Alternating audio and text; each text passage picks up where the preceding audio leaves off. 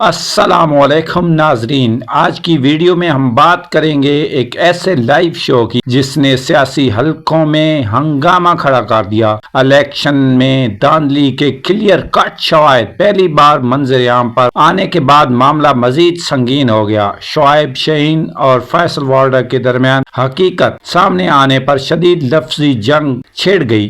रीम Malik programme के दौरान बार बार सूरत हाल को सुलझाने और दोनों को पुरसुकून करने की कोशिश करते रहे। बात सिर्फ इख्तलाफ राय तक महदूद न रही बल्कि सख्त इल्जामात, तलख जुमले और खुले चैलेंज भी सामने आए। नाजरीन, लाइव प्रोग्राम में ऐसा माहौल बन गया कि देखने वाले भी हैरान रह गए। आखिर वो कौन सी हकीकत थी जिसने बहस को लड़ाई में बदल दिया?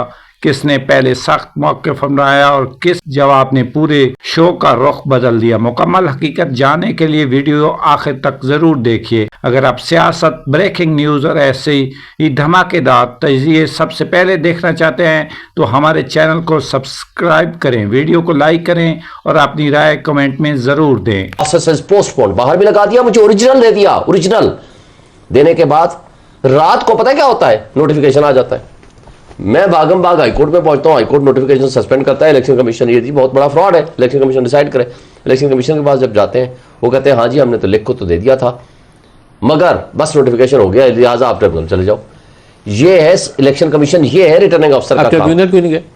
हम सुप्रीम कोर्ट में जा रहे हैं 184(3) में। सीधा अगर वो 184(3) में लिखेंगे ना, एंटरटेन नहीं करते, कहते हैं पहले जो फर्स्ट फोरम है उसको एग्जॉस्ट करें, तो फिर हम चले जाएंगे। फिर नहीं जाएंगे, फिर चले जाएंगे ना, लेकिन हम पहले उनको देना चाहते हैं। 184(3) में जब ब्रेक के बाद बड़ी खबर इनकी आगे रखे 184(3) में एज ए पार्टी जाएंगे आप लोग। हाँ, हम एज ए होल जाएंगे, एज ए पार्टी जाएंगे, एज ए पार्टी। आप हमें फॉर्म फॉरवर्ड करें, मैं ब्रेक ले रहा हूँ, ब्रेक से वापसी पे दिखाते हैं। ब्रेक ले रहे हैं जी, हमारे साथ रहिए।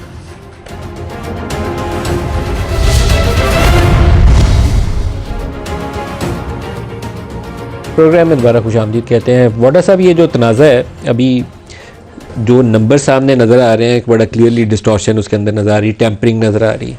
अब सुप्रीम कोर्ट का ऐसा मुनासिब फोरम होगा या नहीं होगा? नहीं, सुप्रीम कोर्ट तो मुनासिब फोरम नहीं है ना। सुप्रीम कोर्ट पर जाएंगे, कहेंगे पहले आप ट्रिब्यूनल में जाएं, ट्रिब्यूनल में 40-45 साल के बाद फिर आप उस तरफ आ जाएंगे। उसमें तो 4 साल आपके सूरी साहब गुजार गए थे।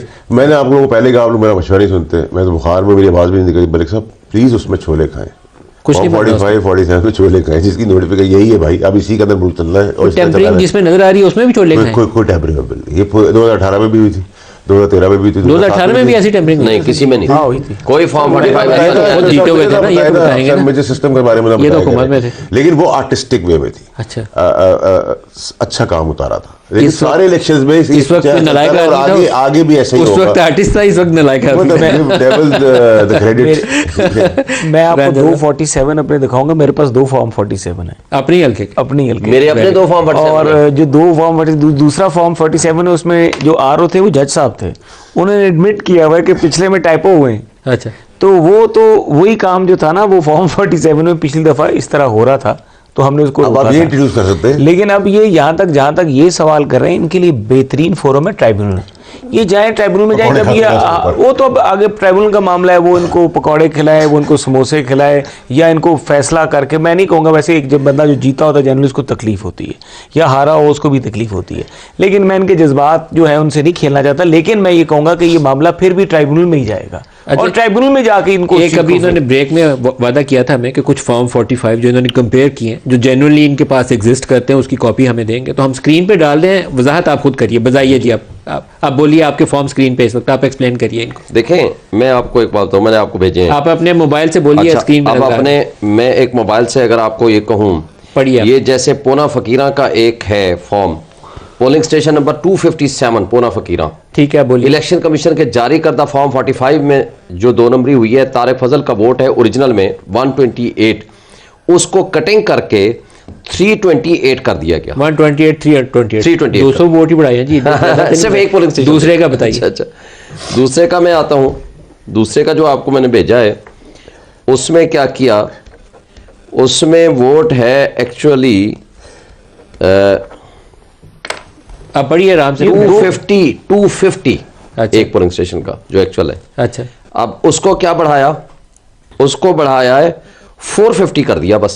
यार इतना 200 सा बढ़ाया है, 400 वोट 2 पोलिंग स्टेशन थे, सिर्फ टोटल पोलिंग स्टेशन के 400 बढ़ाए और ये इसी तरह अच्छा, एक बाकी बात- तमाम में एक बात और ये ये है- कटिंग करके आप देखेंगे वो कटिंग जो सामने नजर आ रही है तारिक फजल सारे साहब के- के पेपर लेना जी इसके ऊपर। मैं इस पे एक सवाल पूछता हूं, देखिए और सिर्फ ये एक नहीं, ये सारे 387 मैं- आपके 387 पोलिंग स्टेशन थे।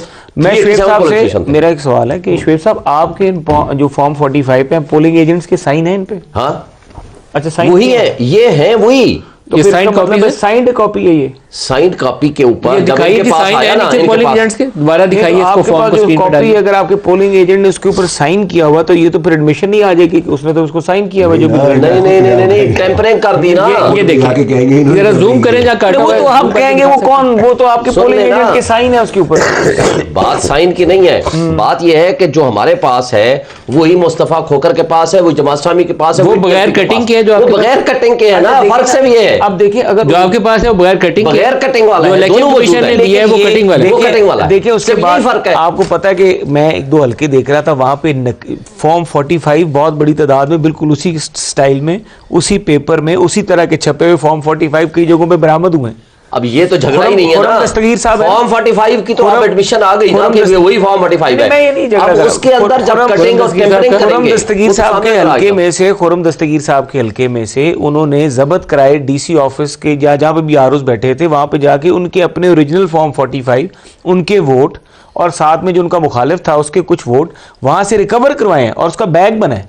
तो इसका मतलब ये है कि जो फॉर्म 45 हर पार्टी लेके फिर रही है कि मेरा ये फॉर्म 45, ये मेरा फॉर्म 45, तो फॉर्म 45 तो आपको कूड़े और कचरे के ढेरों से भी मिल रहे हैं। अब अच्छा, ये कौन सा ओरिजिनल, ये किस तरह डिटरमिन देखिए, होगा इस वक्त कि तो ये कौन सिंपल सा बात फॉर्म है। 45 ठीक है, सिंपल कौन बात सा है। गलत मुझे है? जो मिला है, मेरे जो कॉम्पिटिटर थे मुस्तफा खोकर उसको जो मिला है, मेरा कॉम्पिटिटर जमात इस्लामी था जो उसको मिला अगर है, दस्तखत शुदा कॉपी है और प्रिजाइडिंग ऑफिसर के भी दस्तखत हैं तो फिर तो वो जेन्युइन थंब कॉपी है। इंप्रेशन भी है, थंब इंप्रेशन भी है, थंब फिर तो जेन्युइन इंप्रेशन कॉपी है, है। साइन है, कोई कटिंग नहीं है। तब भी आप छोले खाएंगे। अब जो इन्होंने तब दिया भी आप है, छोले फिर तो खाएंगे। इंसाफ नहीं, मिलना नहीं, चाहिए। कहाँ से इनको तो छोले ये कि खाएंगे? इनका इंसाफ ये है कि छोले पूरा की मुल्क जगह छोले खाएगा। चने की जगह इस समोसे मुल्क मिल में जाएंगे। अगर ये जरूर निजाम होता है। इंसाफ, निजाम कानून और ये इलेक्शन कमीशन बैठा है, ये लाजम जो नहीं है कि करप्ट- आपका दावा दुरुस्त हो सकता है तारिक फजल जेन्युइनली जीता हो, लेकिन अगर ये डिस्टॉर्शन जो नहीं आप तो कह रहे उनको हैं, कहे अपने वाले फॉर्म ये जो डिस्टॉर्शन है इसकी बुनियाद के ऊपर कोर्ट को बैठना चाहिए। देखिए यही तो हम कहते हैं। तारिक साहब कोर्ट को ने इसके ऊपर फैसला तारिक करना साहब ने तो अपने सारे फॉर्म 45 इलेक्शन कमीशन के बाहर यूं लहराए। सिर्फ लहराए। उन्होंने कहा कि मेरे पास मेरे सारे फॉर्म 45 यही हम कह रहे हैं कि दे तो दे। इनको ये चाहिए कि ट्राइब्यूनल में जाए फोरेंसिक कराएं। ये तो दावा है ना इनका, इसलिए मैं कह रहा हूँ कि तारिक इनको फजल हो जाना सकता है चाहिए। जेन्युइनली जीता हो। देखिए, आपका दावा दुरुस्त ना हो। मेरी काफी चीजें इस तरह की। सिंपल बात है, आप ट्राइब्यूनल में मैंने जाएं। सुन ले, मैंने तारिक फजल को कोई पिछले 15 दिन से सिर्फ एक चैलेंज दे रहा हूं, तू मेहरबानी कर, तुमने कहा था मेरे पास फॉर्म 45 है, मैंने तो पीडीएफ फॉर्म में पूरे मीडिया को गूगल पे यूट्यूब पे दे दिया। आप अपने फॉर्म यूट्यूब पे डाल दें, आप किसी अपने ही फेसबुक पे डाल दें, उसके फॉर्म ताकि comparison हो 45 सके। डालने से भी आप नहीं जीतेंगे ना, ये फैसला तो अदालत को करना पड़ेगा। देखें, अदालतों का नहीं, जब आप अवाम के मैंडेट, अवाम के हुकूक पे डाका डालते हैं, अवामी नुमाइंदे कहलाते हैं, तो कम से कम आपको सच का सामना करना चाहिए। अपने फॉर्म ले आए जो उनके पास है। अच्छा, एक जो मॉडल उनका फॉर्म है ओरिजिनल, जो वो लेके देखिए, खड़ा था, अजीब साहब। वो ले आए ना, वो बता दे मेरे इसको पास थोड़ा सा वाले आगे हैं। चलाएं। एक इशू और बहुत बड़ा है और वो वजह तनाज़ा मजीद बड़ी बनेगा, वो है रिजर्व सीटों का मामला। इलेक्शन कमीशन ने वहां से उड़ा दिया, सिर्फ उड़ा देते तो ये मामला सुप्रीम कोर्ट चला जाता, वो फैसला कर लेती, लेकिन अब उन्होंने सीटें दूसरी जमातों को देना वो शुरू कैसे दे सकते हैं आर्टिकल Is it 51 में? acceptable? नहीं, देखिए नजीब भाई साहब, देखिए वैसे तो क्योंकि कानूनी मामला है तो उसमें कुछ भी हो सकता है, लेकिन असूलन लेकिन आईनी भी तो है। एथिकली मॉरली ना तो वो किसी पार्टी नून लीग या पीपल्स पार्टी की ना बनती है, मॉरली उनको एक्सेप्ट भी नहीं करनी चाहिए, और ना ही पीटीआई की बनती वो तो थी, claim ठीक है? कर रहे हैं। वो एक अलग चीज़ है ना सर। यहाँ 2 दिन पहले जिसको 6 पड़ा होता है, 2 दिन मंडे को उठ के आके उसी को 9 पढ़ लेते हैं। तो अगर उन चीज़ों को देखें तो फिर तो कुछ नामुमकिन नहीं है, लेकिन अगर हल्की सी भी गैरत हमारी और इज्जत रह गई है हमारी सियासत में इतनी बेरहमी के बाद और बेशर्मी के बाद, तो मेरे ख्याल से इधर मेरा लगता है, मुझे लगता है मेरी एनालिसिस सुप्रीम कोर्ट एक मीडियम वेव करेगी, रास्ता बनाएगी जिसके तहत वो कहेंगे कि ठीक है ये पीटीआई की या उनकी तो बनती ही नहीं, क्योंकि उन्होंने अप्लाई नहीं किया था, राइटली सो, बट किसी और पार्टी को नहीं, नहीं इसके ऊपर मिलेगी। कॉन्स्टिट्यूशन साइलेंट है। सुप्रीम कोर्ट एक्सप्लेन करते हुए ये कह सकती है कि जिसकी सीटें हैं उसी को दे सर दो, मेरी बात उसमें इनको सुनिए, मिल इधर सकती है। कॉन्स्टिट्यूशन, इधर कानून, लॉ, यहाँ ब्लैक डॉग डिक्शनरी भी पैदा हो जाती है। ये कोई चीज़ नहीं है जो आप मुझे दे रहे हैं, वो सर रियलिस्टिक आइडियलिस्टिक बातें आप कर रहे हैं। रियलिस्टिकली दुनिया में ऐसी कुछ नहीं, नहीं है। इलेक्शन कमीशन ने पहले माजी में किया है, बाप पार्टी को दी है, हमें खुद आप को बाप दिया पार्टी है, हैं। तो हम बाप के बाप तो बन सकते हैं ना। बाप पार्टी है। अब बाप पार्टी नहीं बाप है। पार्टी के लिए यानी बाप आखिर में नाजरीन, आज की इस पूरी बहस ने कई सवालात खड़े कर दिए हैं। क्या वाकई इलेक्शंस में धांधली के इल्ज़ामात के पीछे कोई बड़ी हकीकत मौजूद है? आया ये सब सिर्फ सियासी बयानिए की जंग है? फैसल वाडा और शुएब शाहीन ये तल्ख गुफ्तगू आने वाले दिनों में मज़ीद नई बहस को जन्म दे सकती है। एक बात तो वाज़ेह है कि पाकिस्तानी सियासत में हर दिन कोई ना कोई नया मोड़ सामने आता है, और सच क्या है ये फैसला आपने करना है।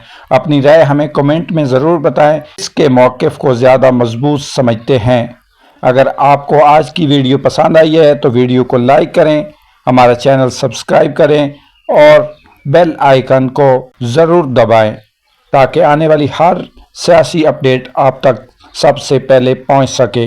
इसलिए इनको नहीं देनी तो बाकी इंडिपेंडेंट पार्टी एक लो नहीं, मैं एक कानूनी बात है इसमें। ये कोई ऐसी कानूनी बात नहीं। कैसे होगी सर? देखिए इनका इशू तो सॉर्ट आउट होना कानूनी हो गया, लेकिन वो सीटें आपको दे दी जाएं, ये कैसे कानूनी होगी? ये तो अगर उसकी कोई रिप्रेजेंटेशन ही नहीं है, पीछे से आपकी बैकिंग ही नहीं है, आपकी लिस्ट ही नहीं गई, तो वो जो number of the seats in the parliament है वो खाली तो नहीं छोड़ी जा सकती। ब्रेक करीब आ गया जी, ब्रेक ले